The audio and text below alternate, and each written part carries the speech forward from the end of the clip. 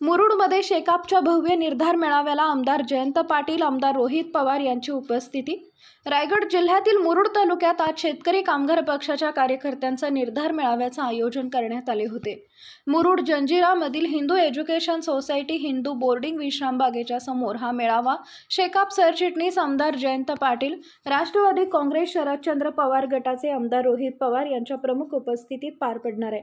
यावेळी शेकाप नेते तथा माजी आमदार पंडित पाटील, माजी आमदार अनिल तटकरे, अलिबाग अर्बन बँकेच्या अध्यक्षा सुप्रिया पाटील, शेकाप जिल्हा चिटणीस ॲडव्होकेट आस्वाद पाटील, शेकाप महिला आघाडी प्रमुख चित्रलेखा पाटील, जिल्हा परिषद माजी अर्थ व बांधकाम सभापती चित्रा पाटील, मुरुडचे शेकाप पदाधिकारी व कार्यकर्ते उपस्थित असल्याचं सांगण्यात आलंय. ब्युरो रिपोर्ट, तेज मराठी न्यूज.